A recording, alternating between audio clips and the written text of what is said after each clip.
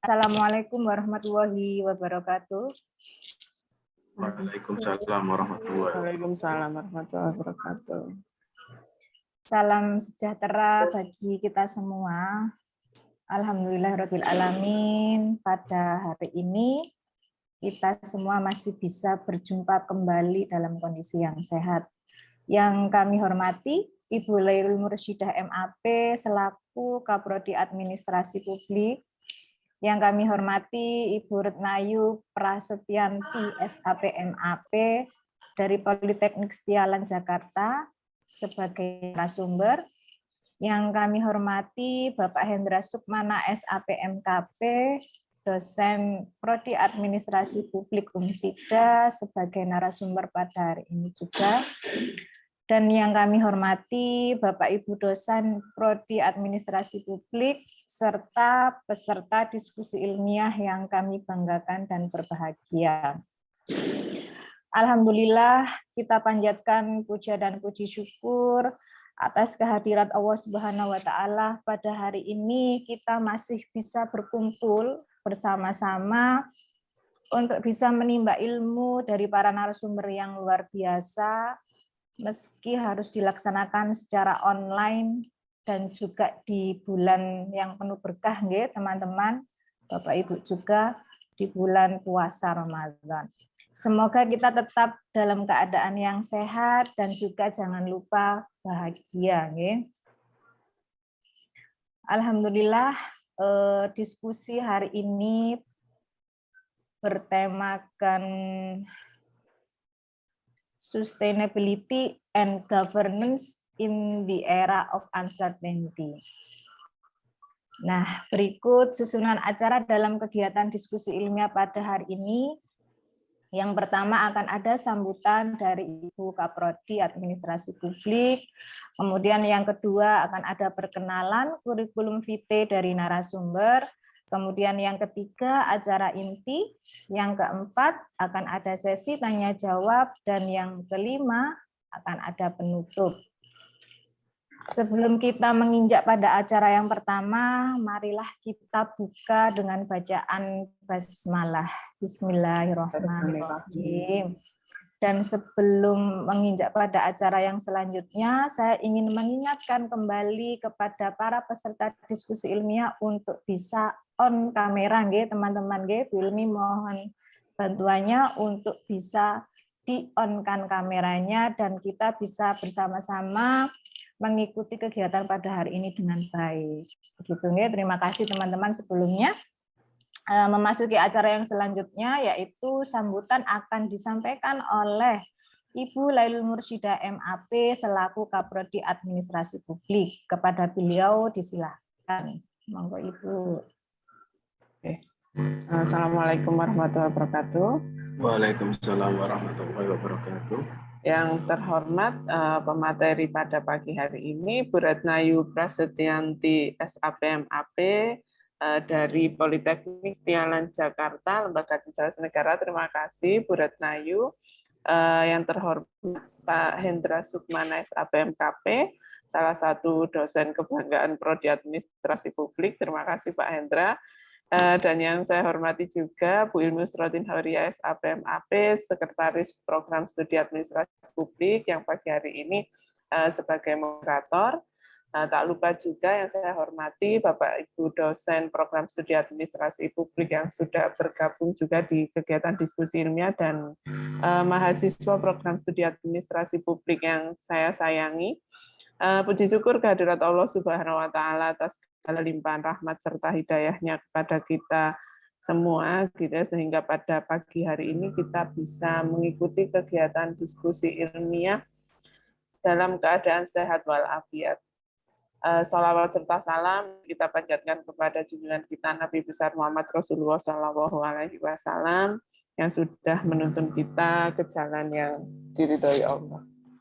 Pada pagi hari ini kegiatan diskusi ilmiah ini memang sebagai salah satu program kerja gitu ya dari Laboratorium Kebijakan Publik dan Manajemen Pelayanan Publik yang memang biasanya kita selenggarakan setiap 2 bulan sekali.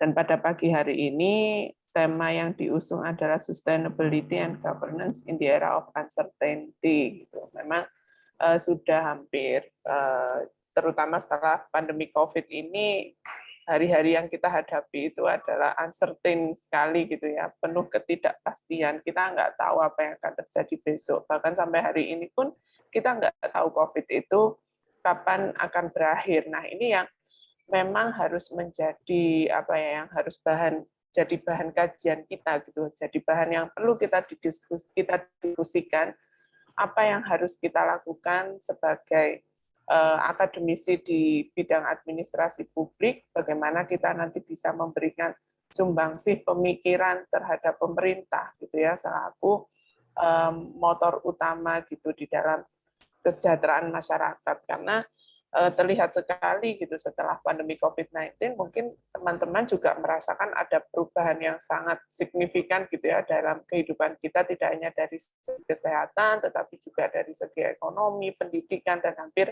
seluruh aspek kehidupan yang kita jalani. Sebelumnya gitu ya, tak lupa saya sekali lagi ucapkan terima kasih Bu Retnayu.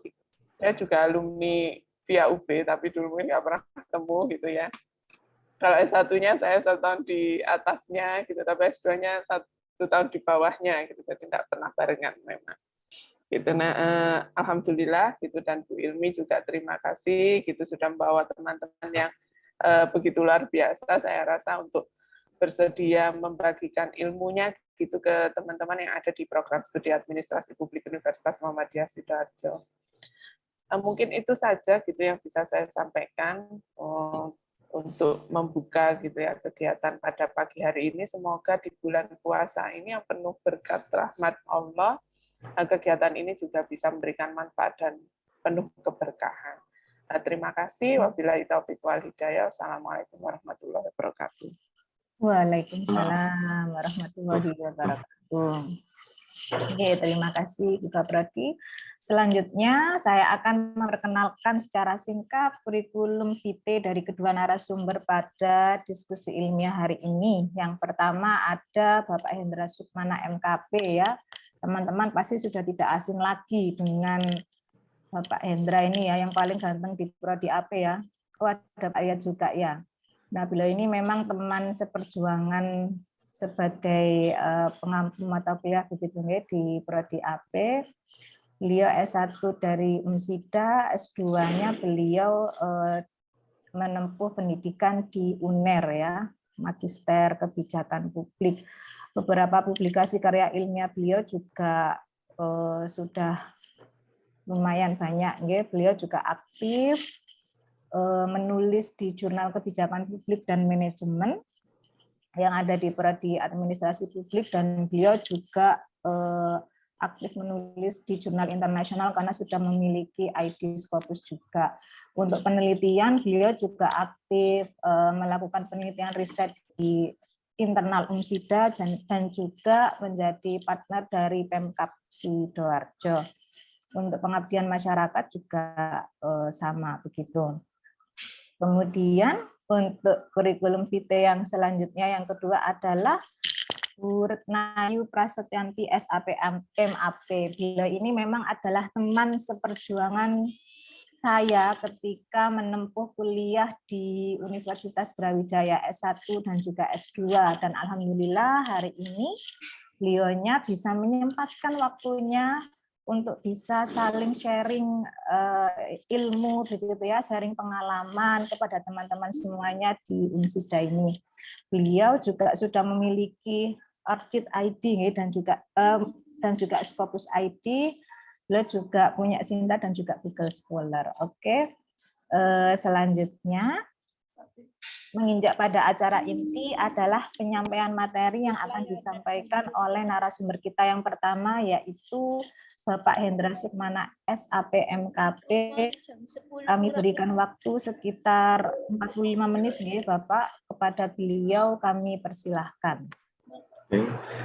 Terima kasih Bu Ilmi. Assalamualaikum warahmatullahi wabarakatuh.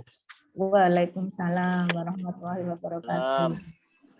Alhamdulillahirabbil alamin, puji syukur kehadirat Allah Subhanahu wa taala karena berkat rahmat rahmat dan hidayahnya hari ini kita masih bisa bergabung kembali di acara atau forum yang luar biasa. Yang terhormat Ibu Lailul Mursida MAP selaku Kaprodi Administrasi Publik, yang terhormat Ibu Ilmi Usrotin selaku Sekretaris Prodi Administrasi Publik yang sekaligus moderator pada acara pagi hari ini, dan yang terhormat pula Ibu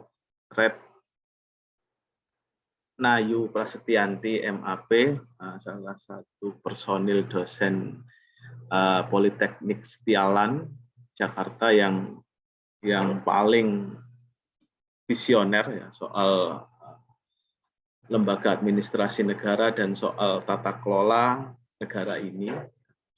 Alhamdulillahirabbil alamin, pada pagi hari ini kita bisa kembali lagi, terutama buat mahasiswa administrasi publik yang masih semangat, masih tetap jiwanya terbakar meskipun hari ini di bulan Ramadan, sehingga masih bisa datang di acara diskusi ilmiah pada pagi hari ini.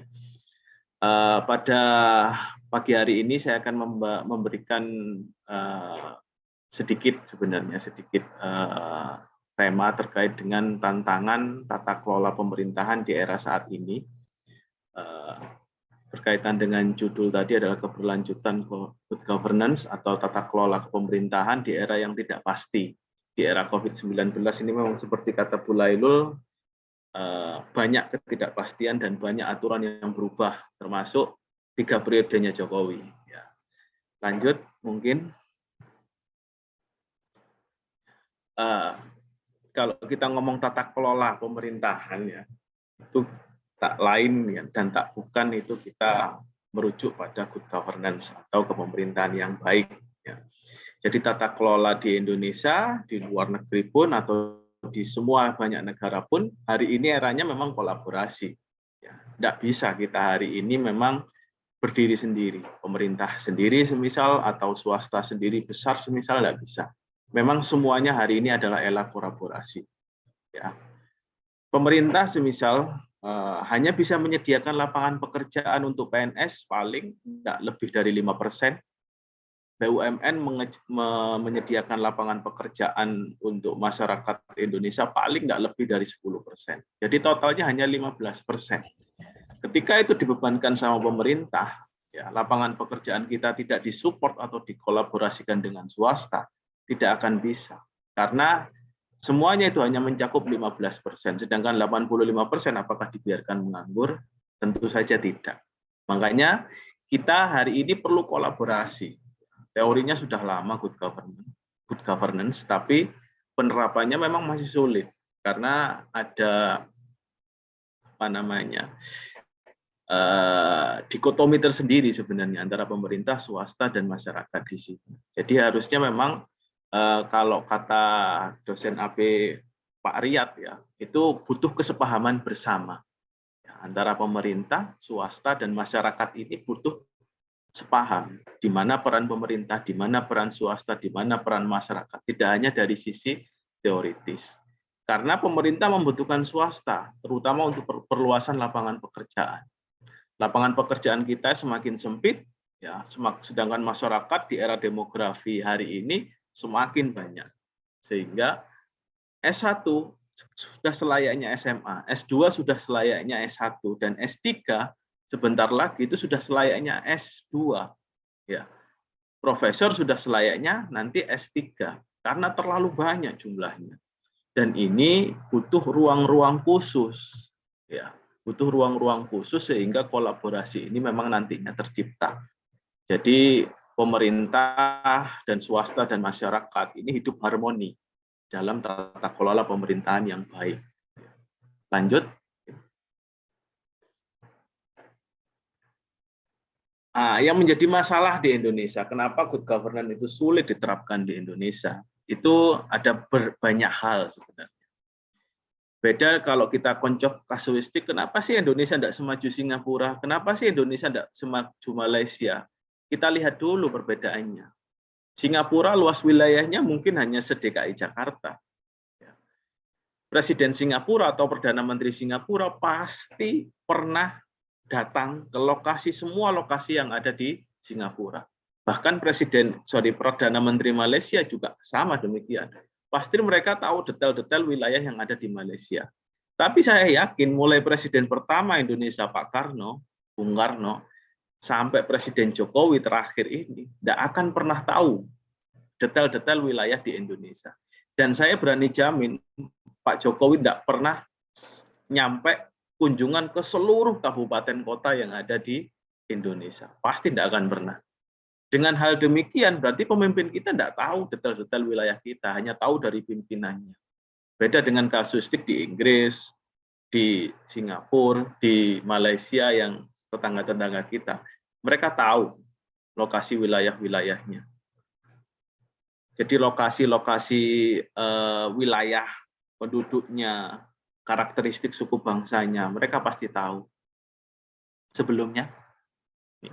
Jadi penduduk kita ini sekian ya, kurang lebih 250 juta sekian, menjadi jumlah penduduk nomor 4 terbesar di dunia. Negara ini negara kepulauan, menjadi negara kepulauan terbesar di dunia. Negara ini memiliki 1.340 suku bangsa, menjadi negara dengan suku bangsa terbanyak di dunia. Negara ini memiliki 746 bahasa daerah, menjadi bahasa daerah terbanyak di dunia. Ya, jadi luar biasa kompleks permasalahan di negara ini.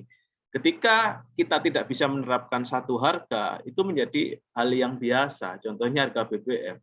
Harga BBM Pertamax di Jakarta, di Jawa Bali dengan di Papua pasti berbeda.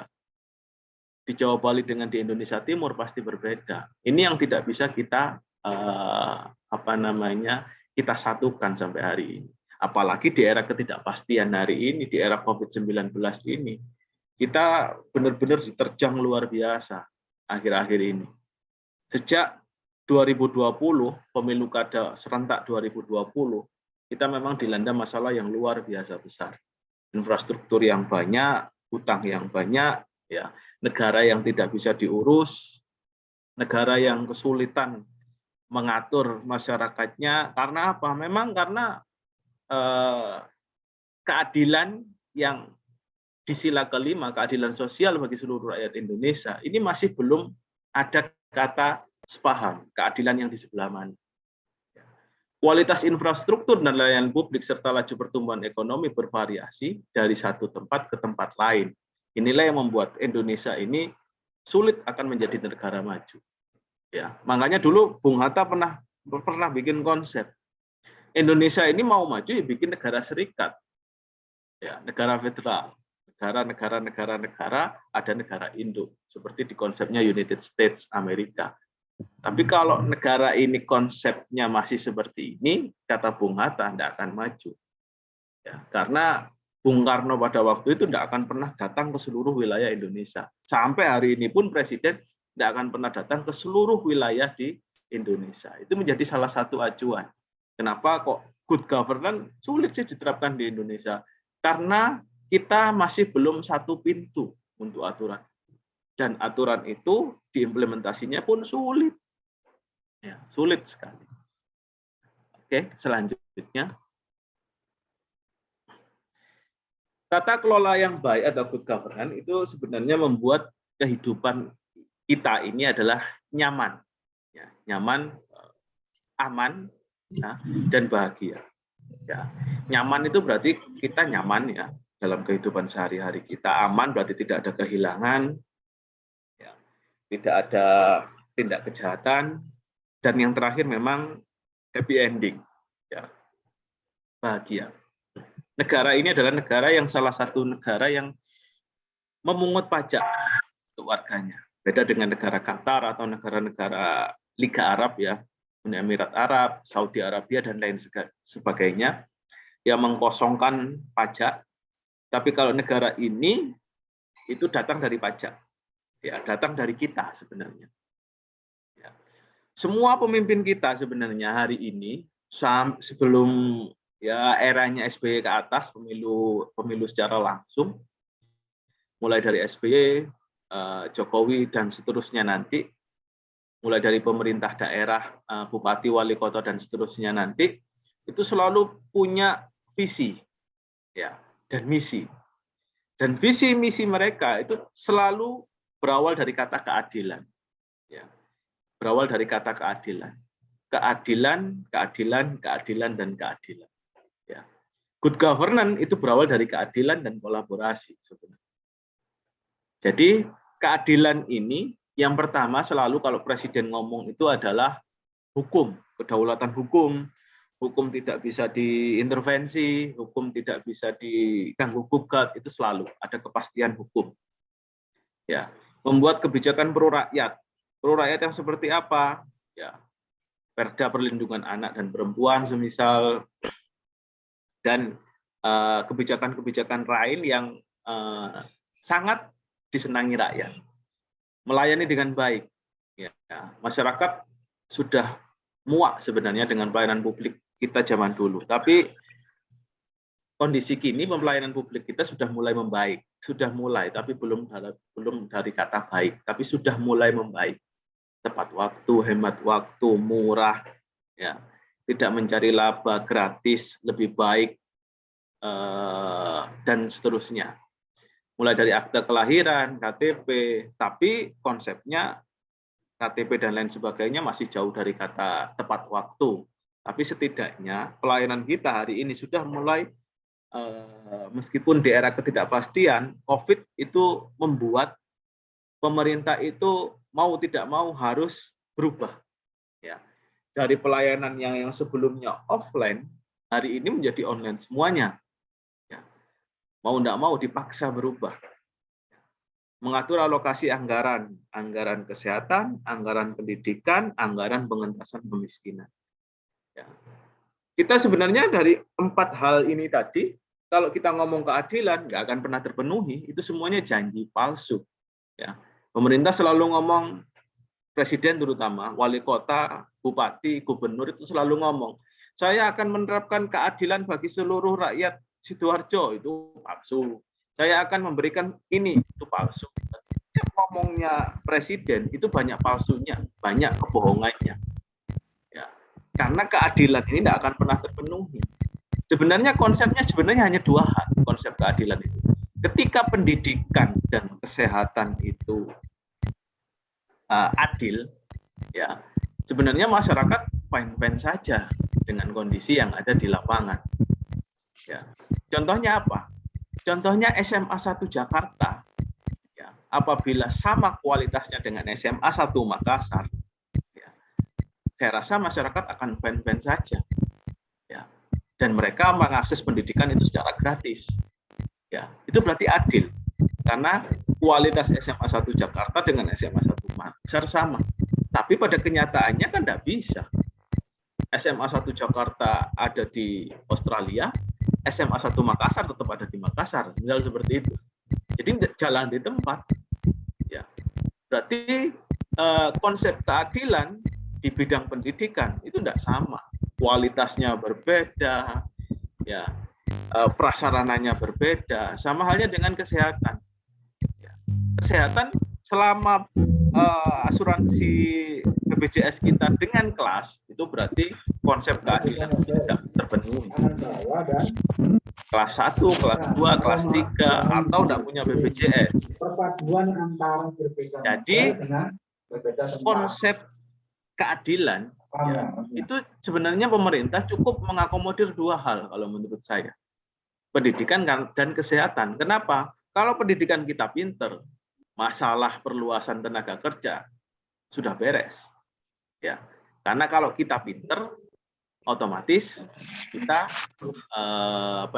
masyarakat Indonesia bisa mencari penghidupan sendiri. Ya, minimal dipinterkan. Kalau kita sehat, minimal kita tidak mengeluarkan biaya untuk recovery kesehatan kita. Ya. Jadi kasuistik keadilan itu berawal dari 2 hal, pendidikan sama kesehatan. Ketika 2 hal ini tidak bisa terpenuhi, jangan bicara keadilan. Pemerintah bicara bohong saja. Pemerintah hari ini hanya mengakomodir 2 hal ini saja lah. Nggak usah mengakomodir yang lain dulu kalau menurut saya. Kalau kebanyakan yang diakomodir, banyak juga masalah yang dihadapi. Masalah Bangsa Indonesia sebenarnya ingin pelayanan yang baik, jalan yang baik, kesehatan yang baik, pendidikan yang baik. Kalau menurut saya ada 4 hal ini. Ya, jalan, ya, karena jalan dilalui setiap hari, ya, jalan yang baik, pendidikan yang baik, ya, kesehatan yang baik, ya, perluasan tenaga kerja itu sudah cukup sebenarnya. Tapi pemerintah memberikan banyak janji-janji palsu, hukum dan lain sebagainya sehingga tidak terpenuhi semuanya. Dan ini tidak menjadi tata kelola yang baik karena pada prinsipnya adalah prinsip keadilan. Selanjutnya, jadi kondisi saat ini kebijakan kita sebenarnya kondisi saat ini kebijakan kita di Inpres nomor 3 tahun 2003 tentang kebijakan dan strategi nasional. Kita punya banyak sekali hal, ya. Kita punya undang-undang pelayanan publik, ya. Kita punya undang-undang kearsipan, kita punya undang-undang pemerintah daerah dalam sistem pembangunan daerah. Kita punya undang-undang nomor 14 tahun 2008 tentang keterbukaan informasi publik, sistem informasi dokumentasi. Ini undang-undang kita, ya. Tapi kenapa yang namanya undang-undang itu ada punishment-nya ketika tidak dilaksanakan. Misal undang-undang pelayanan publik, ketika tidak dilaksanakan berarti ada punishment-nya. Punishment-nya berujung pidana atau perdata. Ya, harus dilakukan. Karena ini adalah undang-undang. Contohnya undang-undang ITE. Kalau melanggar undang-undang ITE berarti ada hukuman pidana dan perdatanya. Misal seperti itu. Tapi kenapa undang-undang pelayanan publik yang sudah dibuat tahun 2009, pelayanan kita masih seperti saat ini, berarti kita lemah di punishment sebenarnya. Ya, layanan publik kita banyak, ya, layanan publik kita banyak. Ada yang mengatakan kita satu atap banyak jendela, kita satu atap banyak pintu banyak jendela. Atapnya siji, ya, tapi harus ngasih uang sana, ngasih uang sini, ngasih uang sana, jadi jendelanya banyak, ya. Jadi loketnya kakean, sehingga kita ketika ngurus perizinan, kalau menjadi pengusaha, itu dibuat rumit sama pemerintah. Ya, jadi dibuat rumit. Ya. Makanya kenapa sih kasus korupsi yang ada di kita itu selalu pengusaha menyuap pejabat? Karena apa? Karena untuk kemudahan sebenarnya. Ya. Karena untuk kemudahan, kecepatan, itu ada kasus suap, ya, jatah, ada jatah.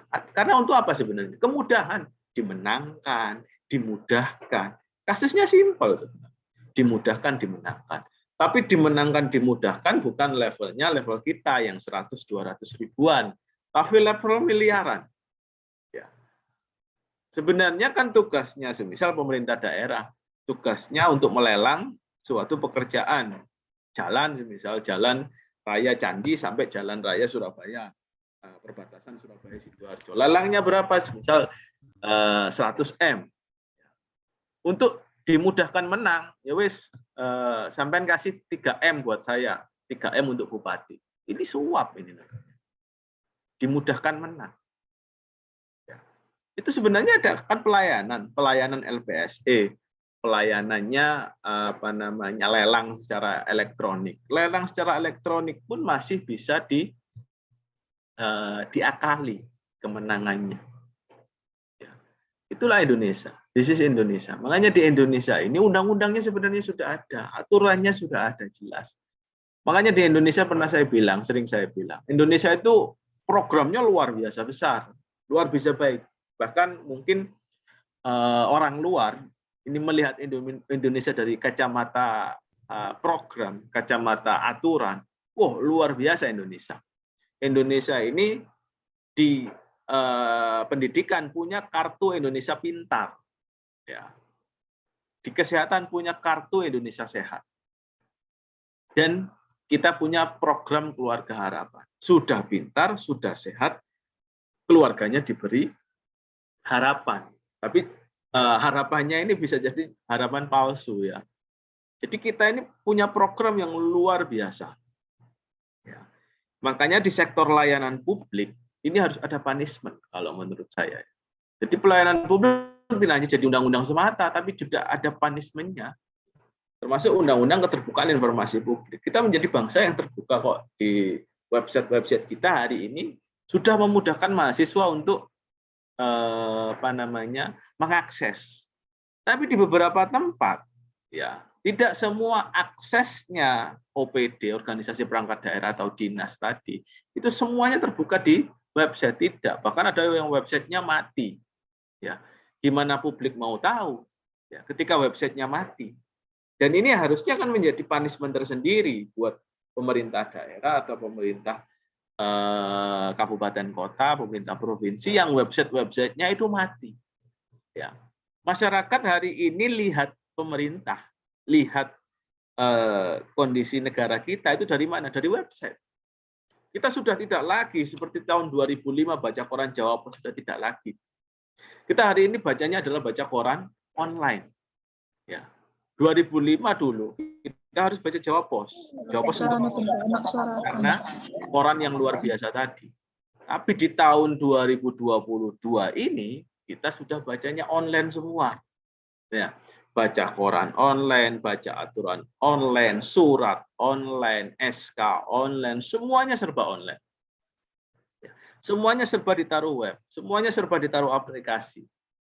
Ya, dan itu adalah bagian dari keterbukaan informasi publik, dan pemerintah sudah mengeluarkan kebijakan tersebut.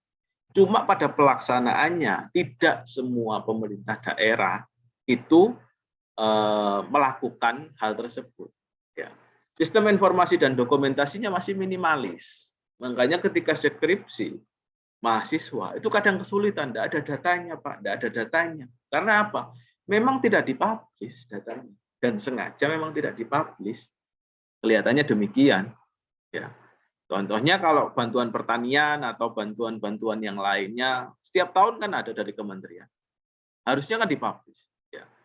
Kecamatan Sidoarjo yang lumbung padinya ada di mana sih? Di Prambon, di Krian, sama di Bolongbendo. Berarti di 3 tempat ini kan harus ada dipublish. Bantuan-bantuan yang dari Kementerian Pertanian yang sudah masuk ke sana, itu apa saja. Ya, tapi ternyata tidak dipublish bantuan yang seperti ini. Sehingga orang menganggap keberadaan negara ini tidak ada, apalagi di era COVID-19. Ya, di era ini semua menjadi tak pasti. Hari ini A, besok berubah B. Ya, hari ini C, besok berubah menjadi D. Ya, dan itu terjadi di lingkup pemerintahan. Ya, kita hari ini kalau kita ngomong undang-undang pelayanan publik, pelayanan masyarakat, pelayanan pemerintah kepada masyarakat itu soal apa? Soal sembako. Ya, sembako itu kan harus ditata harganya. Tidak boleh terlalu naik, juga tidak boleh terlalu turun. Kalau naik merugikan masyarakat, kalau turun merugikan petani. Ya, ada 2 hal yang harus dijaga sembako. Contohnya beras. Ya, beras ini tidak boleh terlalu naik. Kalau naik terlalu, itu yang rugi adalah masyarakat. Kalau turun terlalu, yang rugi adalah petani. Ini yang sorong. Ya, maka harus dijaga stabilitas harga sembako. Sembako termasuk di sini adalah minyak goreng. Ya, kita ramai-ramai hari ini ada minyak goreng naik. Ya, minyak goreng naik luar biasa. Ya, mungkin bagi kita yang mampu, ya orang tua teman-teman yang mampu atau kita ini yang mampu, harga 25.000 per liter enggak masalah. Tapi buat orang yang tidak mampu, pedagang-pedagang gorengan kita, harga segitu itu menjadi masalah. Ya. Jadi minyak goreng itu harusnya bisa distabilkan harganya. Kenapa kok alasannya mengikuti minyak dunia? Ya, itu kondisi lain. Kita harus bisa menstabilkan harga bahan pokok kita di negara kita sendiri. Wong kita penghasil sawit nomor 1 di dunia kok. Kenapa kok harga minyak goreng bisa menjadi mahal di Indonesia? Ya, jadi itu menjadi masalah tersendiri di negara kita. Makanya layanan publik kita hari ini A bisa menjadi B, karena tidak pasti serba tidak pasti. Yang pasti pelayanan SKCK itu tadi, kalau kita ngomong contoh tadi ya, kita pelayanan SKCK bayar 30.000 dapat SKCK. Itu pelayanan publik yang berbayar tapi jelas. Dulu pelayanan SKCK tidak jelas. Ya, tapi pelayanan yang sedikit membaik menurut saya adalah pelayanan SKCK. Sekarang pelayanan SKCK tinggal bayar, jadi nggak perlu nunggu lama, sekitar 5-10 menit jadi kalau nggak antri. Kalau antri kan tinggal menunggu antrian. Tapi kalau nggak antri, cuma 5-10 menit jadi. Bayarnya 30.000. Masyarakat mungkin lebih enjoy dengan bayar tapi cepat yang resmi. Bayarnya kita ke kas negara resmi, jadi nggak masalah buat masyarakat. Daripada bayar nggak resmi, itu akan jadi masalah. Pak Hendra, mohon izin waktunya kurang 5 menit, nih Pak Hendra. Ya. Oke. Jadi soal sistem pembangunan daerah itu kita kembali lagi di daerahnya kembali, karena daerah punya wewenang. Kalau kita ngomong setelah undang-undang otonomi daerah, bupati adalah rajanya, wali kota adalah rajanya. Jadi ketika rajanya itu baik, daerahnya juga baik. Ya. Ketika Banyuwangi baik, ya daerahnya juga baik. Ketika daerah-daerah yang kurang baik seperti daerah-daerah Jawa Tengah itu menjadi kurang baik juga. Jadi ini tergantung raja atau bupati. Ketika kita ngomong kembali ke Undang-Undang Nomor 23 Tahun 2014. Selanjutnya, terakhir, tantangan pemerintah masa kini itu adalah soal stabilitas, soal pertumbuhan, soal pemerataan. Ya. Kenapa soal kita ngomong stabilitas, konflik Papua tidak selesai. Teroris itu selalu dicap teroris. Nah, kalau kelompok bersenjata ini bukan teroris, kata pemerintah. Nah, ini kan aneh pemerintah. Ya. Jadi kelompok bersenjata KKB ini harusnya itu teroris sesungguhnya, harusnya diberantas. Itu sudah menghabiskan banyak TNI. Tapi tidak pernah diberantas sama Panglima TNI, Kasat, Angkatan Darat, Angkatan Laut, dan Angkatan Udara. Harusnya itu yang diberantas. Ya. Kalau bisa dimatikan semuanya. Karena itu sudah membunuh banyak orang. Ya. Jadi ancaman luar, ancaman SARA, ya. Itu kan ancaman luar. SARA konflik kita itu luar biasa besar. Ya. Pertumbuhan kita pengaruhnya adalah globalisasi, ada MEA, ada penyelundupan barang. Ya. Kita importir barang gelap itu juga terlalu banyak di kita. Pengaruh globalisasi yang membuat pertumbuhan ekonomi kita ini, kalau ini bisa diberantas, ya, penyelundupan barang atau migran workers ini bisa diberantas, ya, pertumbuhan ekonomi kita akan naik. Dan pemerataan, seperti konsep saya tadi, kita ngomong pendidikan, kesehatan. Ketika pendidikan sama kesehatan menjadi konsep yang adil, kualitas SMA 1 Jakarta dengan SMA 1 Makassar sama, dan bayarnya sama, atau gratis lah semisal, berarti itu namanya konsep keadilan. Kalau kesehatan itu tanpa kelas, itu berarti adil. Kalau kelas 1, kelas 2, kelas 3, berarti sila kelima Pancasila itu dihapus. Nanti dengan hal-hal yang lain. Karena kita ngomong pemerataan, pertumbuhan adalah stabilitas. Ya. Jadi aturan ini, ya, tata kelola pemerintahan yang seperti ini yang tantangannya pemerintah saat ini. Soal stabilitas, soal pertumbuhan, soal pemerataan. Setiap instansi pemerintah harus melakukan yang namanya reformasi birokrasi. Kalau bisa revolusi birokrasi. Kalau reformasi hanya sekedar naik gaji biasanya. Tapi kalau revolusi diganti total. Reformasi hanya soal biasanya gaji yang lebih tinggi, ya, tunjangan kinerja, tunjangan apa dan lain sebagainya. Tapi kalau revolusi diharapkan bisa berubah wajah birokrasi di Indonesia. Ya. Yang pertama, menyelesaikan permasalahan publik secara tepat, cepat. Nggak hanya tepat, tapi juga cepat. Nggak hanya cepat, tapi juga harus tepat. Beradaptasi dengan segala perubahan yang responsif, karena berubahnya dunia sejak COVID itu sangat cepat. Sehingga perlu perubahan yang sangat responsif. Ya. Dan mengelola anggaran secara transparan, efektif, dan efisien. Karena transparansi itu paling penting di negara yang banyak seperti ini. Karena negara kita hari ini sedikit-sedikit viral. Ya, jadi gampang untuk mengetahui semua hal di negara kita ini hari ini. Jadi ada 3 hal yang memang harus dibenahi pemerintah saat ini untuk memperoleh tata kelola yang baik.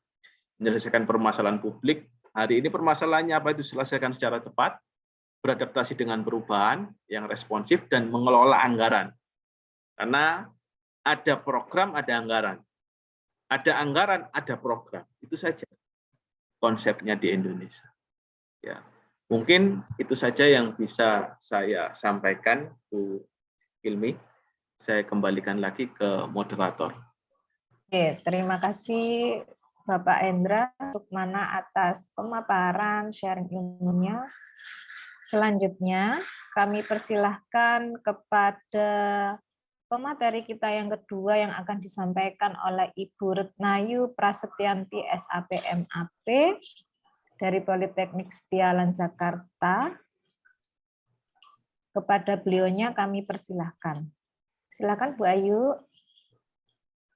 Baik, terima kasih Ibu Ilmi selaku moderator pada acara diskusi ilmiah pagi hari ini.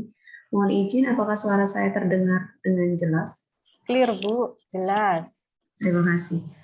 Karena ternyata meskipun kita di era digital governance, koneksi di Jakarta pun juga terganggu di ruangan saya. Beberapa kali saya leaving Zoom meeting. Terima kasih kepada Bapak Ibu di Universitas Muhammadiyah Sidoarjo. Saya ucapkan selamat pagi kepada Ibu Kaprodi, Ibu Sekprodi, Bapak Hendra selaku narasumber yang pertama, Bapak Ibu dosen, dan teman-teman mahasiswa yang masih tentunya tidak kalah muda dari saya ya. Baik. Saya melanjutkan materi yang tadi sempat disampaikan oleh Pak Hendra, luar biasa sharingnya. Saya mohon izin untuk berbagi layar saya, Ibu Ilmi. Ya, siap Bu, monggo. Baik, sudah bisa dilihat sama-sama, nggih? Sudah. Ya. Saya mulai, bismillahirrahmanirrahim. Tadi sudah disampaikan secara singkat, saya mewakili dua institusi sebenarnya. Yang pertama adalah Lembaga Administrasi Negara, selaku bagian dari birokrasi, bagian dari pemerintah. Saya cukup memahami bagaimana dilema antara praktisi dan akademisi, karena dua kaki saya ini berbeda pijakannya, satu di birokrasi, yang satu di institusi pendidikan tinggi, selaku akademisi. Tadi sempat dijelaskan bagaimana good governance ya, teman-teman dan Bapak Ibu, itu berkembang di negara kita. Sebenarnya juga diawali oleh beberapa kegalauan administrasi publik, kemudian ada paradigma pertama sampai saat ini itu banyak sekali dinamika. Ayo. Ada pertanyaan mendasar sebenarnya. Governing the uncertainty or the uncertain governance. Gitu. Jadi sebenarnya posisi kita ini di tengah ketidakpastian itu siapa gitu? Apakah pemerintahnya yang memiliki banyak kegalauan di internal birokrasinya sendiri sehingga tidak mampu merespon ketidakpastian, ataukah memang ketidakpastian di lingkungan eksternal birokrasi itu begitu dinamis, begitu sulit untuk dikendalikan, sehingga pemerintah dengan sangat tergesa-gesa harus catching up the uncertainty. Ini banyak sekali diangkat topik UK ini di kalangan birokrasi, karena LAN sendiri juga mengulas tentang transformasi digital, transformasi birokrasi ya. Sudah tidak pada reformasi birokrasi lagi, reformasi governance, kemudian digitalisasi ke revolusi industri 5.0 bahkan ya. Ini gaung FUKA ini luar biasa. Tapi memang dasar dari pola pikir akademik, theoretical, konseptual, empirical itu masih sama seperti yang disampaikan Pak Hendra tadi. Kita visioner sekali memang, Bapak Ibu di pusat ini saya merasakan sekali bahwa tekanan dari ring 1 itu luar biasa, gitu. Tuntutannya luar biasa, bahkan kami mungkin tidak begitu merasakan bagaimana pemerintah daerah itu tantangan. Di kami itu di Jakarta ada tantangan, internasional luar biasa juga tekanannya gitu. Tuntutan dari masyarakat juga di sini luar biasa kritis di Jakarta gitu. Nah, volatility, uncertainty, complexity, ambiguity ini tentu tidak asing lagi ya bagi kita di kalangan akademik, sivitas akademika, dan kita juga merespon itu semua. Di perguruan tinggi juga sambil belajar online, kemudian kita juga catching up dengan berbagai macam metode penelitian yang kita harus kerjakan dari meja kita gitu ya. Mahasiswa juga ada berbagai macam platform, baik itu untuk membantu penulisan karya ilmiah maupun juga memudahkan kehidupan sehari-hari. Sebenarnya era ini juga sebagai personal kita merasakan, sebagai bagian dari masyarakat kita merasakan, bagian dari pemerintah juga tengah merasakan dan berjuang untuk mengejar kebutuhan masyarakat yang semakin meningkat. Sebenarnya saya ingin berawal dari bagaimana paradigma administrasi publik kita itu berkembang.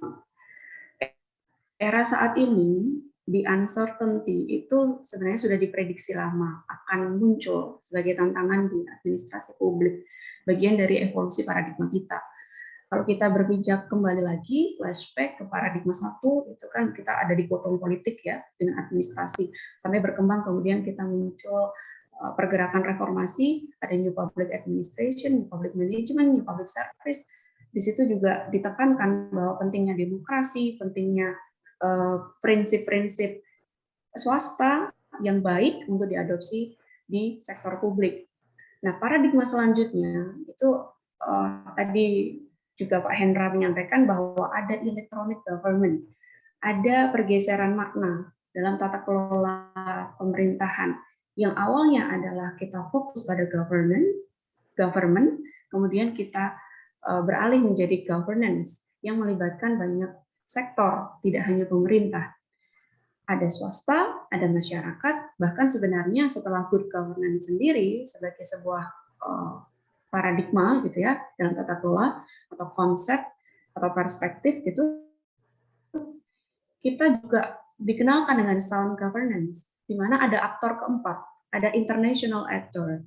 Jadi segitiga aktor ditambah satu lagi menjadi segi 4 aktor. Karena apa? Karena merespon. Ada banyak dinamika.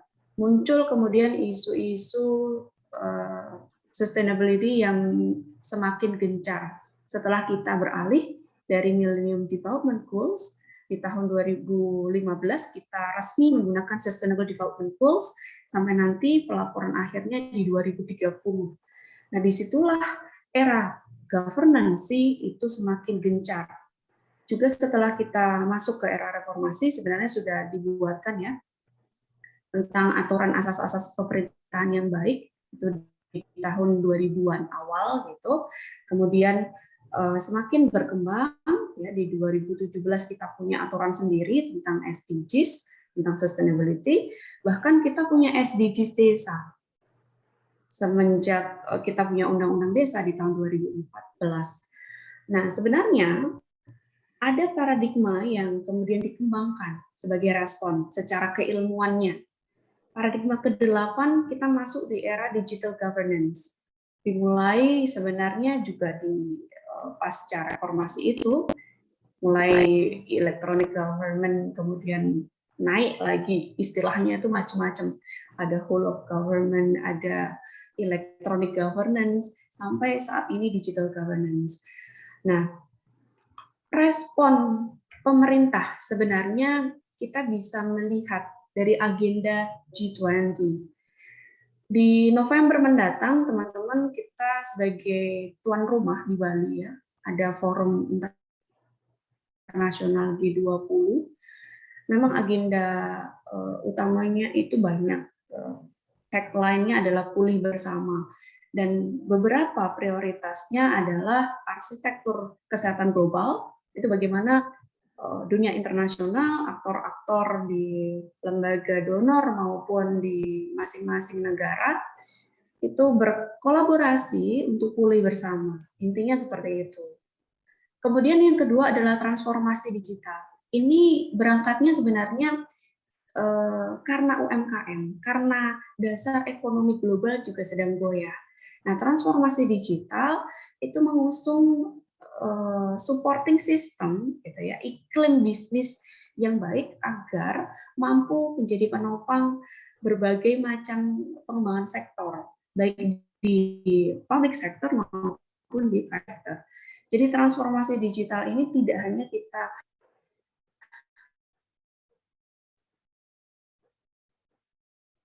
bertolak pada digital governance atau mensupport pengembangan bisnis. Kemudian transisi bisnis yang berkelanjutan, energi yang berkelanjutan. Nah, ini tentunya kita juga pahami bersama bahwa isu sustainability itu bagaimana energi ya, energi terbarukan dari berbagai macam sumber daya menjadi agenda bersama di lingkungan internasional. Ini saya berasal ide pengembangan materinya, saya menghubungkan dengan agenda kita di G20 nantinya. Lalu sebenarnya apa sih yang menjadi inti ketika kita bicara ketidakpastian, uncertainty, kita bicara governance, kita bicara sustainability, itu kita fokusnya kemana? Ada beberapa literatur yang menilai bahwa sebenarnya rujukan dari banyaknya isu, banyaknya konsep itu adalah peran institusi publik atau institusi negara.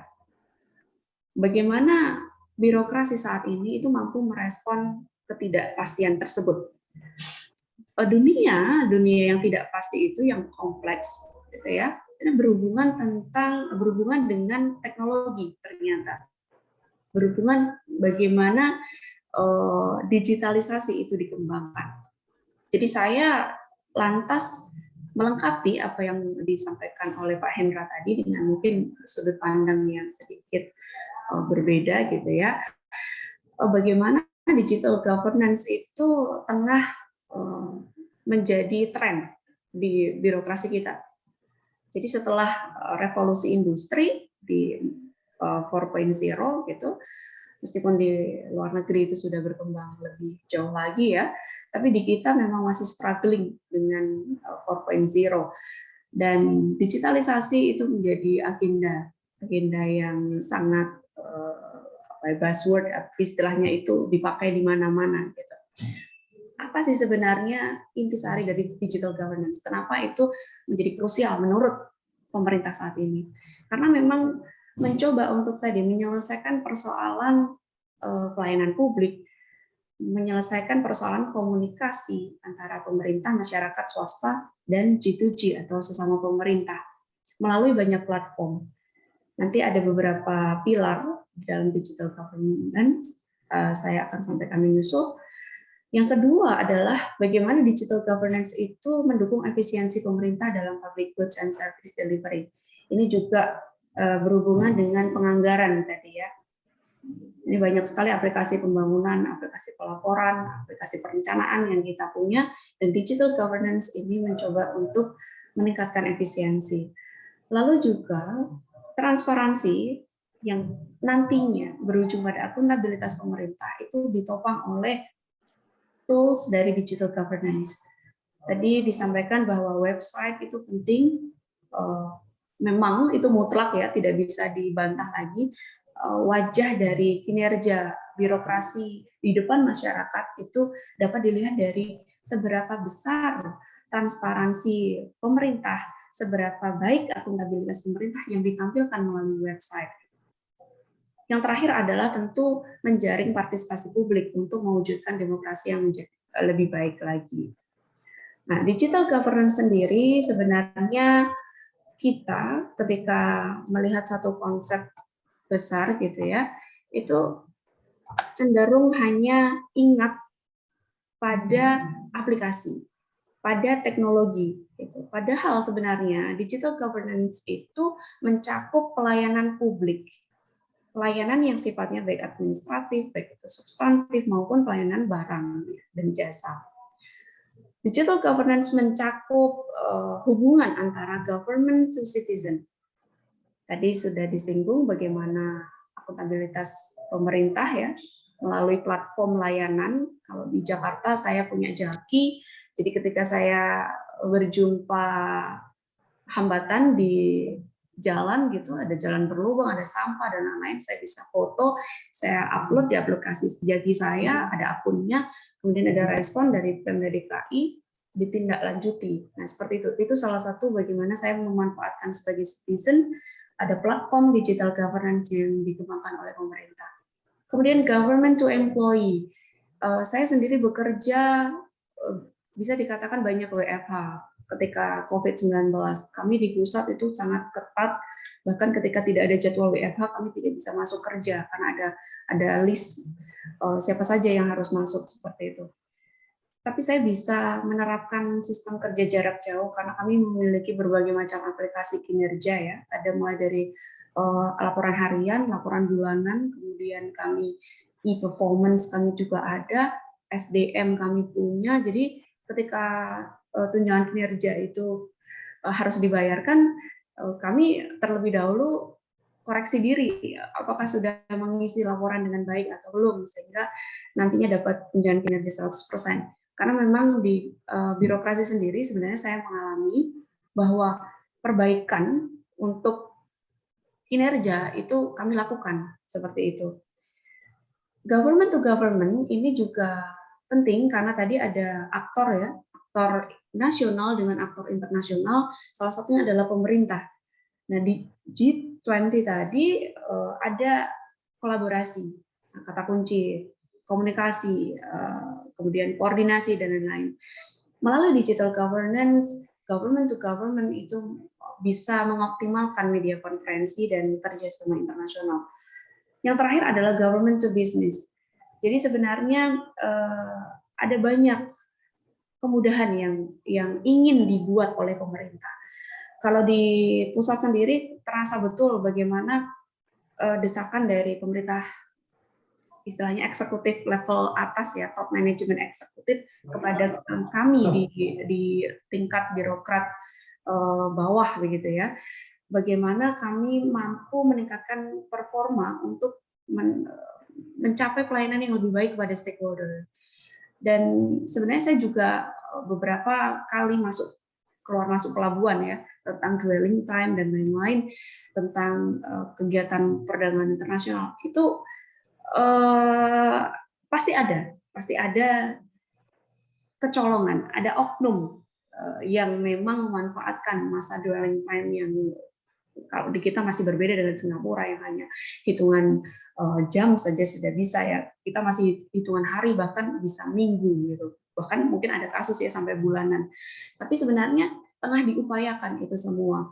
Dan semoga dengan adanya digital governance ini, hubungan antara government to business ya, itu bisa terlaksana sehingga pelayanan produksi, distribusi barang dan jasa juga akan semakin baik lagi. Kita lanjut ke sustainability.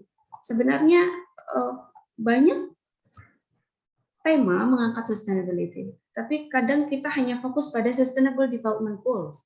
Padahal secara konteks dan secara konsep, kita harus kembali lagi ke paradigma pembangunan. Sebenarnya pembangunan itu pijakannya ada pembangunan yang berbasis klasikal atau growth oriented development, bagaimana ketika dulu kita hanya berorientasi pada pertumbuhan ekonomi, tapi semakin muncul social equity atau keadilan tadi ya yang disampaikan oleh Pak Hendra, maka kita arah pembangunannya menjadi pembangunan yang sifatnya alternatif.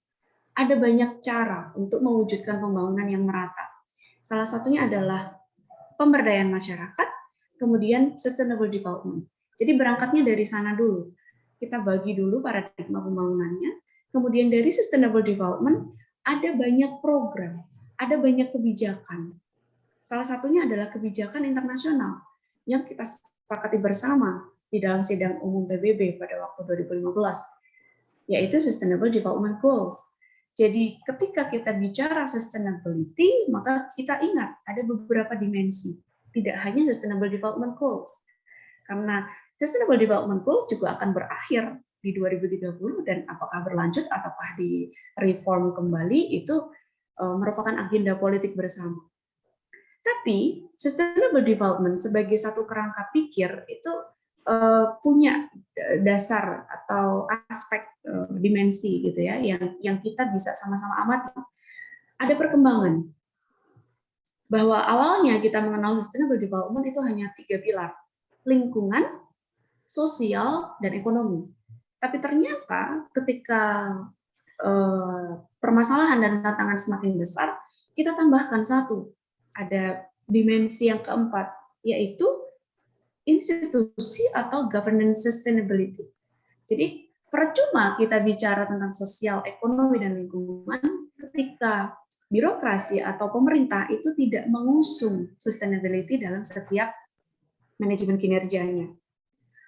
Dan di era digital governance, teman-teman sekalian, kita punya perkembangan teknologi yang sangat pesat. Dan ternyata berdasarkan Stewart and Puska di tahun 2010, dimensi sustainability atau sustainable development itu lebih luas lagi. Ada 5 dimensi. Jadi sosio, cultural atau kita bisa kenal dengan sosial, ekonomi, lingkungan, governance atau institusi, yang terakhir adalah teknologi. Nah, ini bisa dijadikan salah satu kerangka pikir ketika kita mengulas sustainability. Lalu apa sih sebenarnya upaya dan juga tantangan yang harus kita respon sama-sama? Teman-teman, ini adalah salah satu hasil dari saya menganalisis berbagai macam literatur review. Jadi ada sekitar hampir 1.000 jurnal saya masukkan kepada aplikasi Post Viewer. Kemudian saya masukkan kata kunci sustainability, development, dan juga governance, gitu ya. Muncullah seperti ini.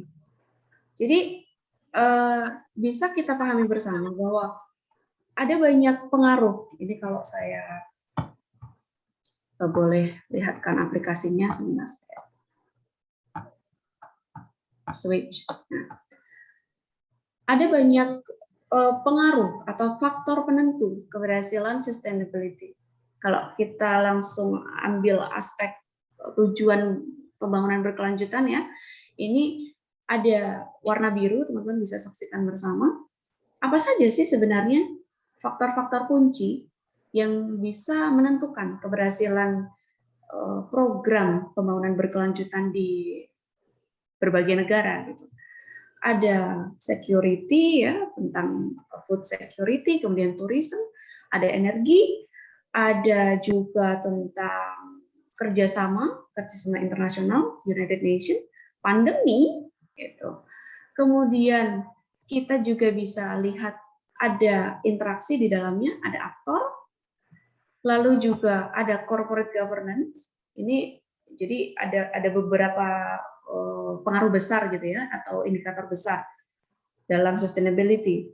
Kemudian kita bisa lihat ada corporate sustainability, ada business sustainability, dan kita bisa simpulkan dari hasil olah data ini bahwa institusi juga mempengaruhi struktur, kemudian good governance, macam-macam. Nah, ini menjadi dasar kita ketika kita bicara tentang analisis sustainability dan governance dari perspektif akademik. Jadi tadi Pak Hendra sudah lumayan banyak ya memberikan gambaran seperti apa sebenarnya praktik dari good governance. Kalau kita menganalisis, tentu kita butuh tools. Nah, teman-teman bisa pakai Post Viewer, bisa melihat seperti apa kira-kira hasil telaah ilmiah terdahulu dalam merespon era ketidakpastian ini dalam perspektif governance dan sustainability. Tantangan selanjutnya adalah ini juga masih berhubungan dengan demonstrasi yang minggu lalu sempat ramai.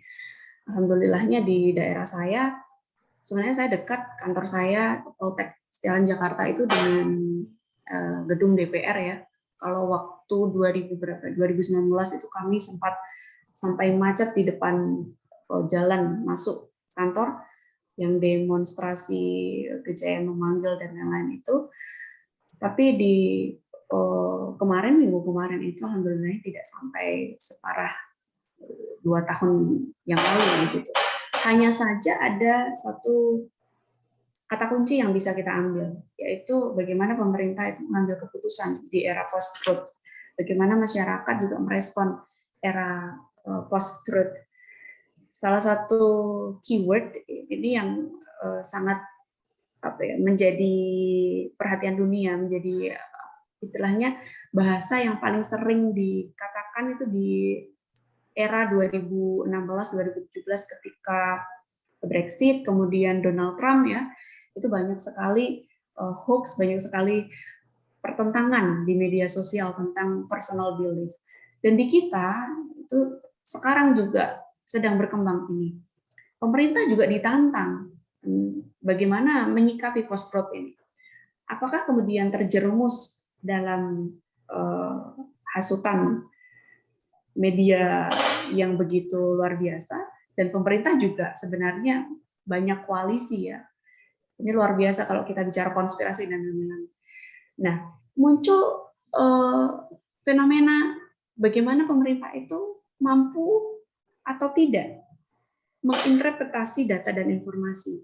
Karena nantinya sebenarnya solusi dari beberapa aspek yang kita hadapi sama-sama tadi ya, masalah tadi adalah bagaimana pemerintah mampu membuat kebijakan yang didasarkan pada bukti dan juga informasi yang valid. Gitu. Ketika post-truth ini berkembang dan pemerintah gagal merespon post-truth, maka terjadilah banyak tekanan yang memicu misleading kepentingan, dan kemudian pemerintah gagal membuat kebijakan yang merespon kebutuhan masyarakat atau kebijakan yang pro rakyat tadi, kebijakan untuk publik ya. Solusinya apa? Yang bisa saya diskusikan sama-sama di forum ilmiah ini adalah kita kembali lagi mendefinisikan governance. Posisi kita saat ini sedang berada di mana dan apa yang ingin kita lakukan, apa yang ingin kita tuju.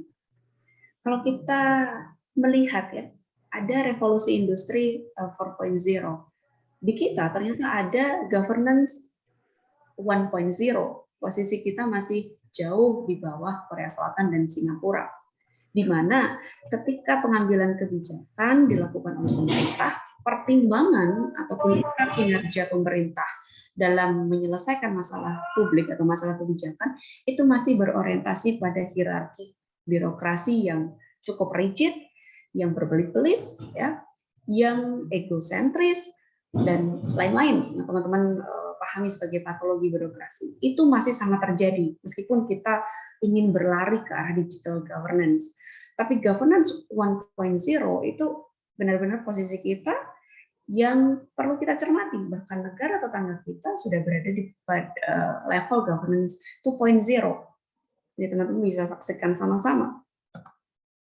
Lalu kita mendefinisikan kembali, sebenarnya digital governance ini tentang apa? Banyak yang salah tafsir, bahwa kita fokus pada digitalisasi. Seperti kita ketika menggunakan smartphone, yang harus smart duluan itu kita atau HP-nya. Pemerintah juga harus seperti itu. Apakah pemerintah punya kapasitas? Apakah pemerintah punya kredibilitas dalam merespon digital governance? Jadi digital governance bukan hanya tentang digitalnya, tapi juga tentang governance-nya. Ketika governance itu sudah memiliki kapabilitas yang baik, maka bisa merespon digitalisasi dengan baik. Yang kedua, digital governance tidak hanya mengenai internet, website, teknologi, tapi juga tentang kebutuhan masyarakat dan bisnis pemerintah atau urusan pemerintah. Urusan pemerintah yang paling utama adalah pembuatan kebijakan. Jadi sebenarnya klasik, kita berangkat kembali ke tujuan negara, tugas negara. Bagaimana negara mampu mengayomi masyarakat. Digital governance itu menjadi salah satu tools, salah satu sarana yang memang berkembang secara dinamis.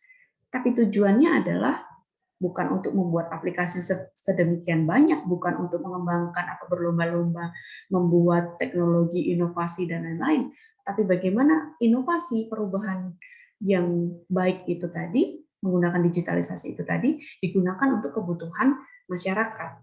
Dan mendewasakan masyarakat, mendidik masyarakat, tidak kemudian dengan membatasi gerak-gerik masyarakat, tapi mengedukasi masyarakat.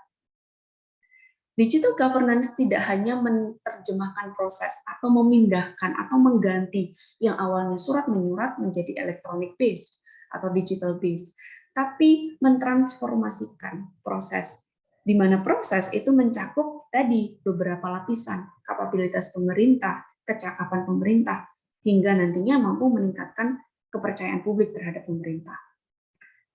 Yang kedua, solusinya adalah tentu memformulasikan kebijakan publik yang layak, yang tepat. Ada beberapa tingkatan sebenarnya, evidence-based policy atau kebijakan yang berdasarkan bukti, kemudian kebijakan berdasarkan riset, dan kebijakan berdasarkan sains.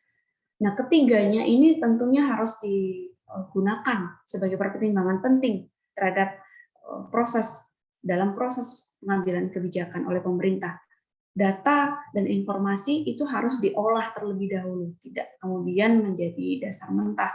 Lalu juga sains, kita perlu telaah, kita punya banyak sekali konsep teori akademisi ya, itu digunakan untuk membuat dasar pertimbangan kebijakan publik. Nah, sebenarnya memang nantinya kalah dengan relevansi politik ya dalam proses pembuatan kebijakan. Tapi memang sebenarnya setiap kebijakan publik adalah hal yang politis, hanya saja pertimbangannya dalam diskusi politik itu harus didasarkan pada scientific consideration. Yang terakhir adalah sepakat dengan kolaborasi. Kita perlu meningkatkan level helix kita, tidak hanya triple helix, tidak hanya akademisi, bisnis, dan juga pemerintah, tapi kita melibatkan pemerintah, kemudian akademisi, bisnis, media, masyarakat, NGO, dan juga natural environment sebagai helix, apa ya istilahnya, non fisik yang menjadi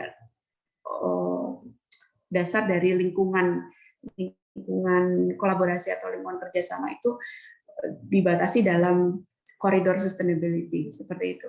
Jadi tingkatannya adalah tadi good governance saya sepakat, kemudian naik ya, ada aktor tambahan.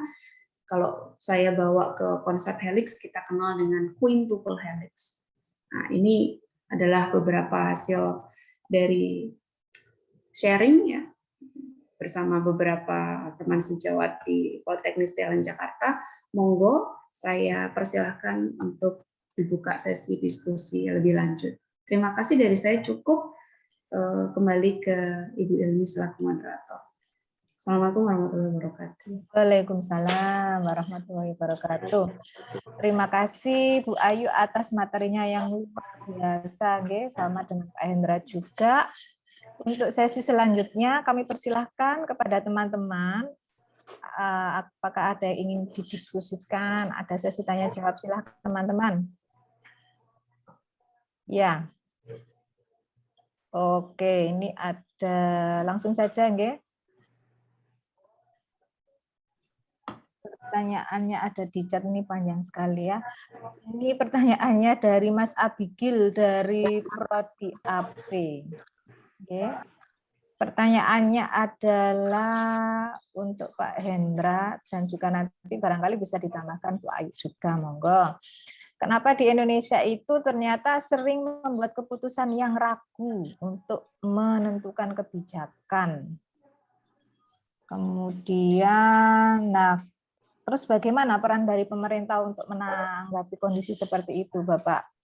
Sejauh ini pemerintah selalu gagal dalam membuat kebijakan yang ternyata mereka buat sendiri. Gitu. Silakan langsung saja dijawab, Pak Hendra, sambil menunggu teman-teman. Oke, terima kasih Abigil ya. Kenapa kok kasuistiknya seperti ini ya? Pemerintah ragu-ragu dalam mengeluarkan sebuah kebijakan. Seperti yang disampaikan Bu Retnayu tadi, bahwasanya memang kebijakan kita itu tidak di style ya, dalam arti dibuat dalam kasuistik yang kontinu. Jadi harusnya sebuah kebijakan itu dibuat untuk berapa tahun ke depan atau berapa puluh tahun ke depan. Layaknya kita membuat undang-undang dasar. Pembukaan undang-undang dasar kita itu dibuat sampai akhir hayat pun masih menjadi kata-kata yang makna ideologisnya masih dapat. Ya. Sedangkan kebijakan kita itu seringkali kita membuat undang-undang itu masa berlakunya mungkin tidak mengikuti zaman. Jadi kita nggak tahu tantangan ke depan itu apa. Ya, harusnya ketika membuat undang-undang si DPR ini membuat sebuah sedikit naskah akademis lah. 10 tahun ke depan itu permasalahan kita apa? 20 tahun ke depan itu permasalahan kita apa? Sehingga ketika membuat sebuah kebijakan, RPJMN sama RPJPN-nya kita itu selalu sesuai dengan tepat sasaran kita. Tapi sampai hari ini mungkin RPJMN kita atau RPJPN kita itu selalu sedikit meleset atau bahkan beberapa meleset jauh ya, dari apa yang sudah kita rencanakan. Karena memang tadi kebijakan kita itu tidak dibuat secara berkelanjutan ya, dalam waktu kontinu yang lama. Kalau menurut saya, soal keputusan minyak goreng dan lain-lain itu kembali lagi ya, kembali lagi memang dilihat dari kenapa kemarin kok disubsidi, kenapa kok subsidinya ditarik ulang, itu mungkin dilihat dari perhitungan APBN kita. APBN kita kalau menanggung ini jebol apa tidak. Ketika jebol, otomatis pemerintah membuat kebijakan ulang lagi. Akhirnya sempat disubsidi, akhirnya dilepas subsidinya. Dan waktunya pun tidak dalam rentan waktu yang cukup lama, bahkan waktunya berdekatan. Dan ini membuat masyarakat itu seolah-olah kok gini kebijakannya, memang seperti itu, terlihat seperti itu apa yang dilakukan. Apa yang bisa dilakukan sama pemerintah sebenarnya ketika harga minyak goreng ini bisa terkendali, inflasinya kita bisa terkendali, yaitu menjaga harga 9 bahan pokok tadi. Ya, jelas kok tugasnya polisi di polsek-polsek itu memantau, melaporkan. Ya, polsek-polsek kita di seluruh wilayah Indonesia itu memantau harga bahan pokok kita. Memantau ketika harganya terlalu tinggi, kita harus ada operasi pasar. Ketika harganya terlalu rendah, itu kita harus melakukan sesuatu hal. Jadi jelas, pemerintah menggunakan bantuan kepolisian untuk mengecek harga bahan pokok yang ada di lapangan. Juga melibatkan banyak stakeholder, ya, DPID, tim pemantau inflasi daerah, dan lain sebagainya, untuk melihat sejauh mana sih harga 9 bahan pokok ini terjangkau atau tidak sama masyarakat. Begitu sebenarnya.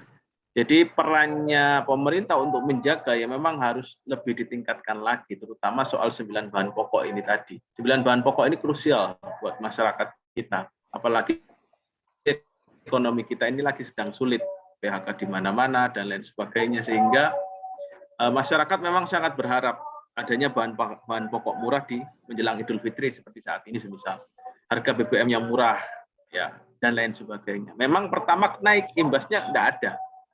Ya, katanya banyak orang imbasnya tidak ada. Tapi sebenarnya ketika pertama naik, konsumsi BBM kita Pertalite itu dikurangi, otomatis bahan pokok juga akan ikutan naik. Ya. Jadi kasuistik di Indonesia ini memang kalau dari kacamata kita ya, kacamata kita sebagai akademis yang belajar di kampus ya memang kebijakan ini memang harus di-setel, harus dibuat, itu harus lama dan bisa digunakan untuk ketika kondisi masyarakat kita itu semisal A, B, C, atau di tahun yang sulit atau di tahun yang mudah, itu harus bisa melewati hal tersebut. Seperti hukum pidana atau hukum perdata kita. Sampai hari ini kan masih bisa dipakai sesuai dengan kondisi yang ada realita di lapangan. Harusnya demikian. Ya, jadi kebijakan-kebijakan yang seperti ini memang harus perlu kita benahi lagi. Ya, salah satunya saya berharap mahasiswa administrasi publik ini yang sebanyak ini, semisal ada 200 mahasiswa, minimal 50%-nya jadi anggota DPR RI. Sehingga ketika menjadi anggota DPR RI kita bisa mengubah seperti ini. Kalau kita hanya bicara teoretik saja tanpa ada kolaborasi dengan anggota DPR, saya rasa ya kita hanya sekedar teori bualan tanpa ada perwujudan. Makanya saya bisa berharap anak UI, anak UMSIDA, anak semuanya ya, yang berawal basicnya dari administrasi publik bisa jadi anggota dewan. Bukan lagi anggota dewan basicnya dari ekonomi, pasti bicaranya untung atau rugi. Jadi mungkin itu jawaban saya dari saya, Bu Ilmi. Saya kembali. Oke, terima kasih Pak Hendra atas jawabannya. Kemudian barangkali Bu Ayu ingin menambahkan, silakan Ibu. Baik, terima kasih Ibu Ilmi. Ini mirip bahasan di mata kuliah kebijakan publik ya, pertemuan tentang formulasi kebijakan. Memang ada beberapa pertimbangan pemerintah dalam membuat kebijakan. Kalau kita tarik, ini saya selalu ingat beberapa model pengambilan kebijakan yang ada ya, rasional komprehensif ya, di mana ketika pemerintah itu membuat satu kebijakan harus mempertimbangkan banyak aspek ya dalam jangka panjang, kemudian dengan anggaran atau sumber daya yang juga besar gitu, dan sangat logis, rasional. Kemudian ada juga modal inkremental, kita belajar dari kebijakan publik terdahulu, apa saja yang bisa dilanjutkan, apa yang bisa dikurangi dan disempurnakan. Dan ada juga model advocacy coalition framework. Nah, di sini mungkin bisa menjawab bahwa sebenarnya pemerintah itu memiliki banyak koalisi, teman-teman. Jadi pembuatan kebijakan itu tidak lantas kita bayangkan sebagai forum rapat yang kemudian ada pimpinan dan di dalam rapat itu ada banyak anggota yang semuanya setuju dengan apa kata pimpinan gitu ya. Itu banyak sekali pertentangan. Ada koalisi 1, koalisi 2 gitu. Seperti teman-teman lihat di gedung DPR MPR. Nah, masing-masing koalisi itu punya ide, punya keinginan. Mereka kemudian memperjuangkan apa yang mereka ingin capai. Disitulah terjadi pemerintah ini ya, pemerintah pada posisi kalau menurut advocacy coalition framework itu membutuhkan policy broker. Jadi antara banyak koalisi tadi, gitu ya, tentunya juga ada pemangku kepentingan lain ya, koalisi masyarakat begitu, harus ada penengahnya. Nah, penengah ini seharusnya memang netral. Mereka yang menjembatani berbagai macam kepentingan. Karena memang dalam proses kebijakan publik itu intinya adalah arena politik. Jadi kebijakan publik itu salah satu whatever government choose to do yang semuanya sifatnya adalah politis. Dan persoalan anggaran itu juga menjadi krusial. Ini penentuan harga, kemudian kenaikan tarif dan lain-lain. Pasti ada pertimbangan pemerintah. Pemerintah ragu-ragu itu sebenarnya juga melihat intended consequences atau dampak yang diinginkan dan dampak resiko yang tidak diinginkan. Kesan ragu-ragu itu muncul ketika pemerintah tidak mampu mengkomunikasikan kebijakannya dengan baik. Padahal sebenarnya di dalam internal pembuatan kebijakan oleh pemerintah sendiri itu mereka sudah mempertimbangkan banyak hal, sudah melalui banyak sekali gitu ya, proses pertentangan kepentingan itu tadi. Bantal. Hanya saja memang pasti ada yang kecewa gitu. Persoalannya adalah ketika kebijakan yang dibuat itu mengecewakan publik, itu menjadi masalah bagi pemerintah, bahwa pemerintah ternyata tidak kredibel enough, bahwa pemerintah ternyata tidak memiliki kapabilitas dan akhirnya tidak mampu mengkomunikasikan kebijakannya dengan baik, yang kemudian menurunkan kepercayaan masyarakat untuk mentaati kebijakan tersebut. Contohnya, di era COVID ini, dulu pada waktu awal ya, kita masih membuka Bali. Padahal di Vietnam ada satu kota, namanya Da Nang, di sana hanya ada puluhan kasus yang positif COVID. Di Bali itu ada ribuan kasus. Pemerintah memutuskan untuk tetap membuka Bali menjadi salah satu destinasi internasional. Alasannya kenapa? Pemerintah tidak memberikan jawaban yang baik, tidak ada statement dari pemerintah terkait banyak sekali kebijakan yang diambil oleh pemerintah. Sehingga publik kemudian memberikan asumsi yang dibangun oleh publik sendiri, dibantu oleh opini media. Jadi posisi pemerintah itu juga lemah dalam hal kebijakan. Karena kalau saya melihat ya tidak ada ketegasan pemerintah memang di posisi tertentu ya, di isu-isu tertentu, dan itu wajar menyebabkan publik melihat bahwa pemerintah ragu-ragu.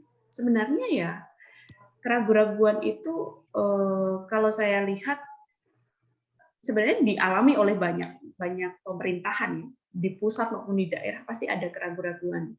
Tapi ketika menyoal akuntabilitas, maka itu sangat fatal. Nah, solusinya adalah memang kita perlu kembali lagi ke apa tahapan formulasi kebijakan publik. Bagaimana arus kepentingan itu masuk? Apa antisipasi pemerintah dalam setiap streams yang masuk, atau kalau kita lihat ada multiple streams framework ya. Bagaimana kita melihat konten kebijakannya apa? Konteks kebijakannya di mana? Proses kebijakannya seperti apa? Aktornya siapa? Di mapping itu semua. Jadi yang kita pelajari, yang teman-teman pelajari bersama dosen-dosen, itu sebenarnya menyediakan jawaban. Hanya saja memang apa yang kemudian dipraktekkan, didialogkan oleh pemerintah dalam proses pembuatan kebijakan, itu tidak semua berdasarkan pertimbangan akademik, pertimbangan saintifik, gitu ya, pertimbangan data dan informasi. Karena orang-orang yang ada di dalam pemerintah kita sendiri juga banyak sekali background-nya. Banyak sekali yang dari kalangan private sector yang punya kuasa, kalangan media, yang kemudian kita punya itu ya, isu oligarki gitu. Bukan isu lagi, memang iya. Ada pemetaan itu, ada koalisi-koalisi itu. Jadi susah sebenarnya memang teman-teman, susah kalau berbicara tentang bagaimana harusnya pembuatan kebijakan yang baik.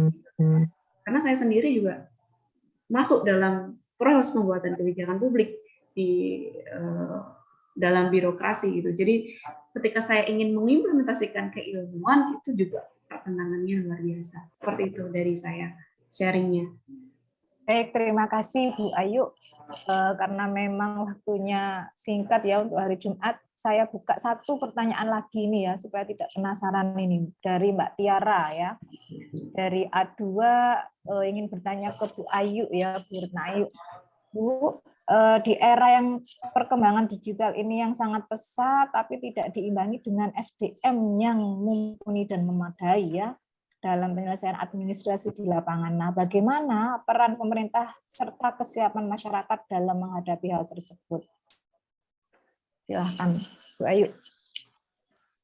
Memang era digital ini dua mata uang ya, atau seperti pisau yang kalau kita manfaatkan positif dia akan membantu kita, tapi kalau kita manfaatkan negatif juga membahayakan. Bahkan isu digital governance itu kalau kita lihat di dunia swasta, kita sangat mengakui manfaat dari Gojek, dari Grab, dan lain-lain. Tapi kadang kita lupa hubungan kemitraan antara driver dengan pemilik perusahaan itu juga problematis ya. Equality-nya di mana?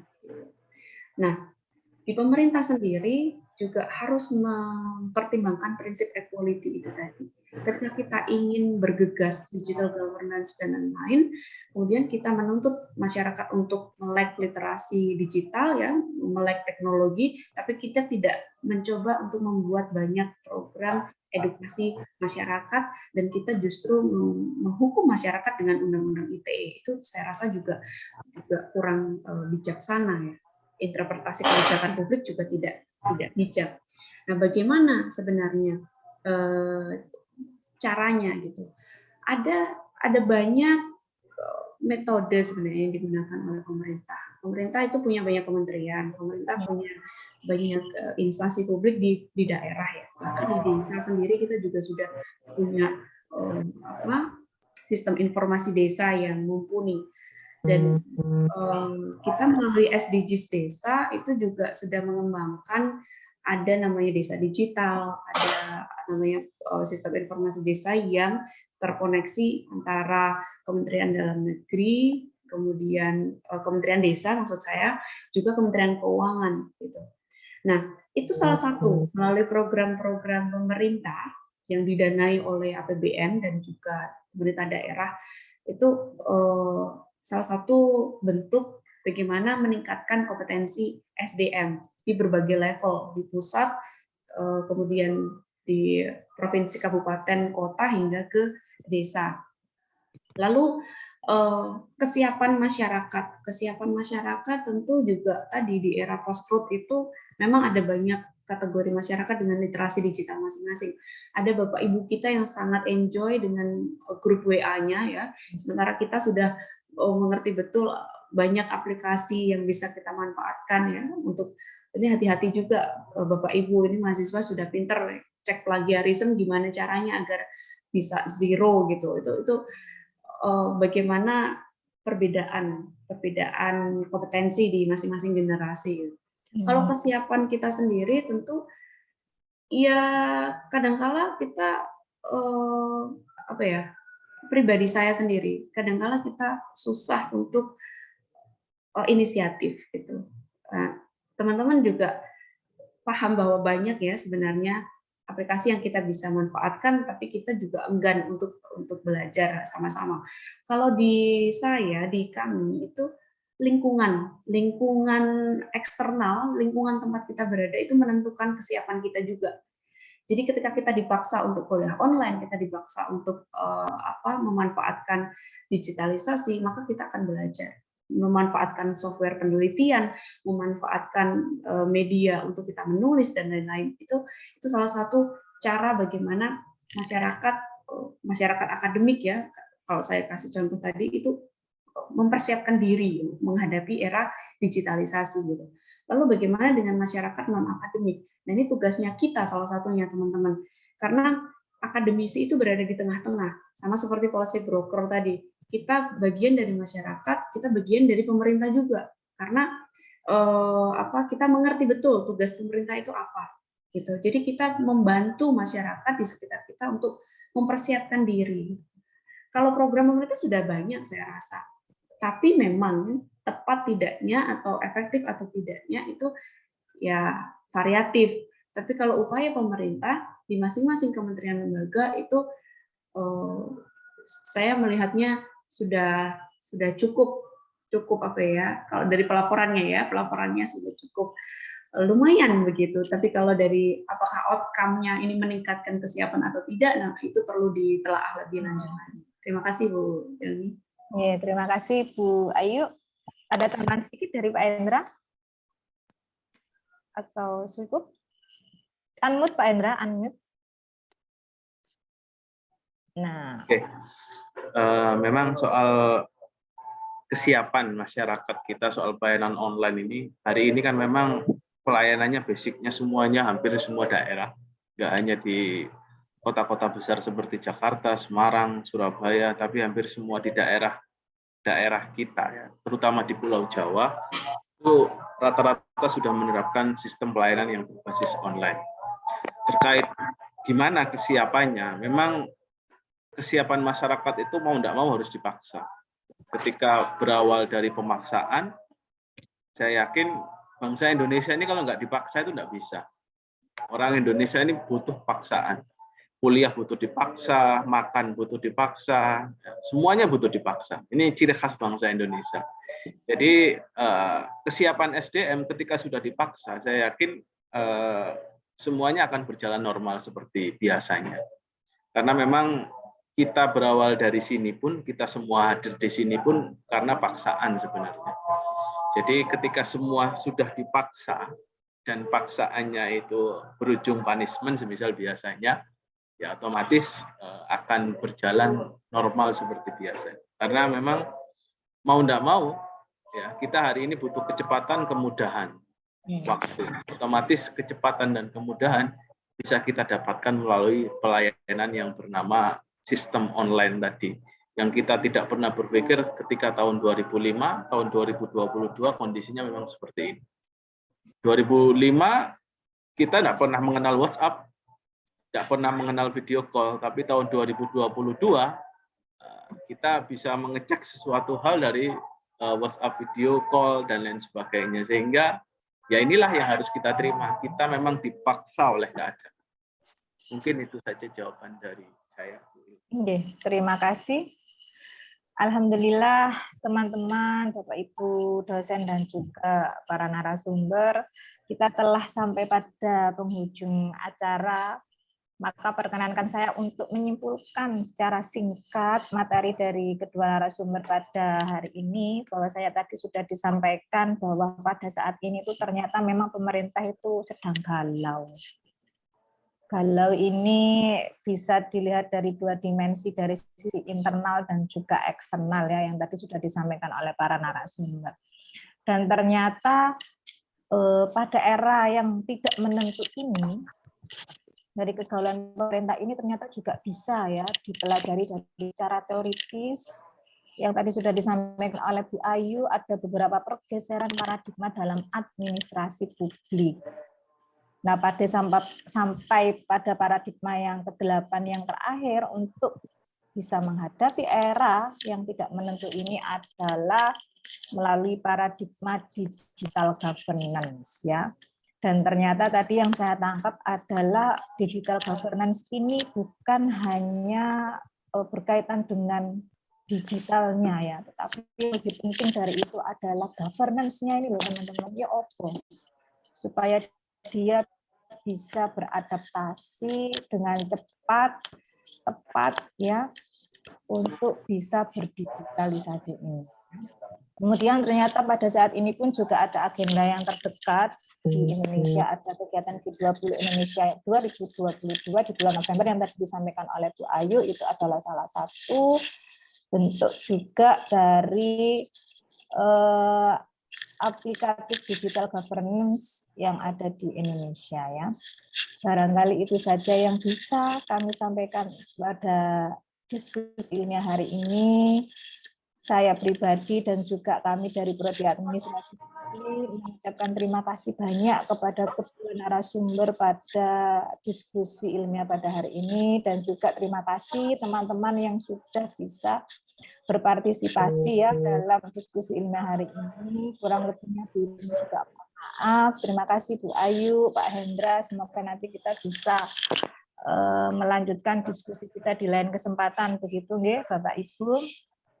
Saya mohon menutup kegiatan hari ini. Wassalamualaikum warahmatullahi wabarakatuh. Waalaikumsalam warahmatullahi wabarakatuh. Terima kasih Bapak Ibu. Ibu Retnayu. Terima kasih Bu Ayu dan Rangge. Sehat selalu nggih. Sehat-sehat. Salam buat baby Bu Ayu. Untuk keluarga. Salam kenal dari saya, Bu Ayu. Saya Bu Is. Oh, ada Bu Is. Senior. Kameranya off. Karena Bapak Ibu. Ini senior nanti kita, bisa kolaborasi penelitian sama-sama dengan siap Bu Ayu. Nanti kita bisa diskus lagi dengan kami di Jakarta. Siap Bu Ayu. Terima kasih Bu Ayu. Terima kasih. Mohon izin undur diri.